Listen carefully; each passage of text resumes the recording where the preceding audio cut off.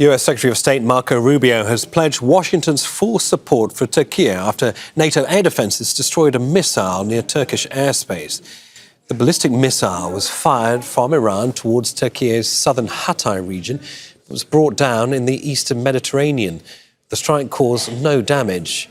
Rubio spoke to Turkish Foreign Minister Hakan Fidan after the interception. The Pentagon says it doesn't anticipate the incident will bring NATO into the war. Sinem Koseoglu joins us live from the city of Van in eastern Turkey, near the border with Iran. Sinem, firstly, in response to this ballistic missile that was fired towards Turkey's Hatay region, what has the response been like on the ground? Are we seeing any heightened Turkish security? Are we seeing any kind of movement by NATO, irrespective of whether or not the Americans say this in no way would potentially draw NATO into this conflict? So far, there is no indication on the ground for Turkey that it could cause any hostile action from either side. On the other hand, we heard the Iranians denying that they fired the missile targeting from Iran to target Turkey. On the borders between Turkey and Iran, which is around 534 kilometers, there are 3 border crossings. One of them is right behind me, Kapıköy. This is one of the most popular border crossings.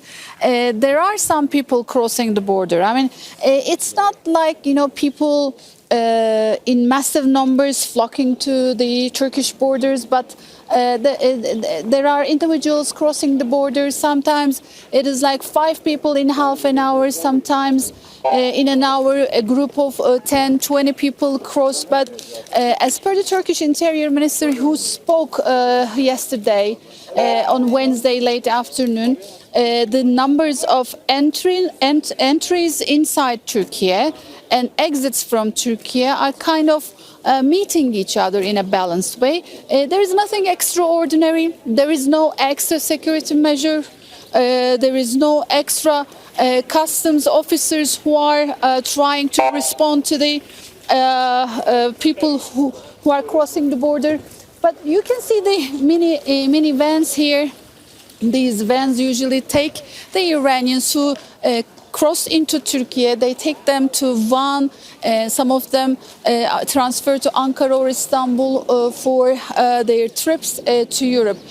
Still, according to the Turkish Interior Minister, Iranian nationals are not allowed to exit their countries, but Iranians with third nationalities else than Iran, like carrying German or French passports or others, are allowed to enter Turkey. Turks are allowed to re-enter Turkey, but there are many Iranians who are going back to their country. So everything seems to be normal, nothing extraordinary on the Turkish borders. Trade still continue, life is as usual. Most of the crowd here is the journalists. Back to you. Sinem, thanks for that. Sinem Koseoglu there on the border between Turkey and Iran.